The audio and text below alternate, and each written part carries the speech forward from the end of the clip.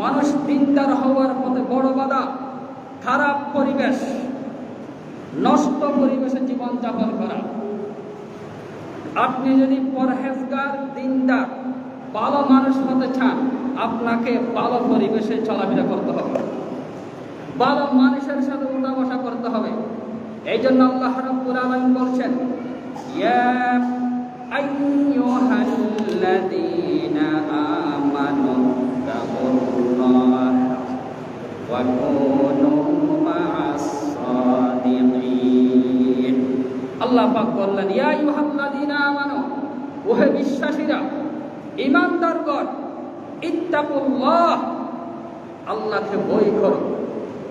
তোমরা পরহেজগার হয়ে যাও, দিনদার হয়ে যাও, মুত্তাকি হয়ে যাও। ইত্তাকুল্লাহ, আল্লাহকে ভয় করো।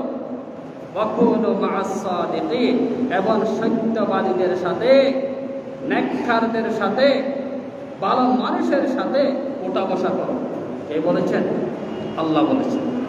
ভালো মানুষের সাথে ওঠা বসা করলে আপনার জীবন ভালো মানুষে পরিণত হবে।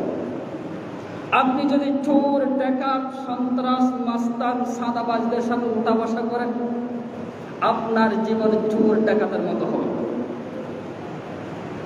এই পৃথিবীতে সবচেয়ে সর্বোত্তম আদর্শ ব্যক্তি হলেন বিশ্বনবী মুহাম্মদ সাল্লাল্লাহু আলাইহি ওয়াসাল্লাম।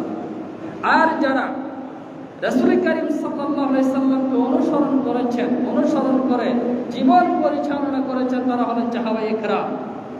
আর সাহাবায়ে কেরামরা হচ্ছেন এই উম্মতের সর্বোত্তম ব্যক্তি। সুবহানাল্লাহ। সাহাবায়ে কেরাম দামি কেন হলো? তারা রাসূল সাল্লাল্লাহু আলাইহি ওয়াসাল্লামের আদর্শে আদর্শিত, রাসূল সাল্লাল্লাহু আলাইহি ওয়াসাল্লামের দেখানো পথ অনুযায়ী সাহাবায়ে কেরাম চলেছেন। এই জন্য সাহাবীদের দাম, মর্যাদা আকাশচুম্বী বেড়ে গেছে। একজন খারাপ বন্ধু একটা বিষাক্ত সাপের চেয়ে মারাত্মক আর ভয়ঙ্কর।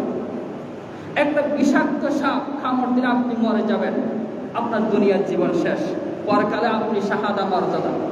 বিষাক্ত সাপে মরে যদি কেউ মারা যায়, সে শাহাদা, শহীদ, শহীদের মর্যাদা পাবে। শহীদের মা'আস সাদিকিন। ভালো পরিবেশে থাকো, ভালো মানুষের সাথে উঠা বসা করো, বদখার বন্ধু ত্যাগ করো।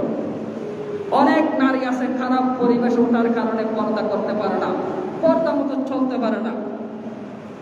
আবার যারা ভালো, এই জন্য আমাদেরকে চলতে হবে সব সময় আমরা ভালো মানুষের সাথে উঠা বসা করব। চোর ডাকাতকে আমরা এড়িয়ে চলব। আপনি যদি নামাজি মানুষের সাথে উঠা বসা করেন, আপনাকে বসবাস করতে হবে।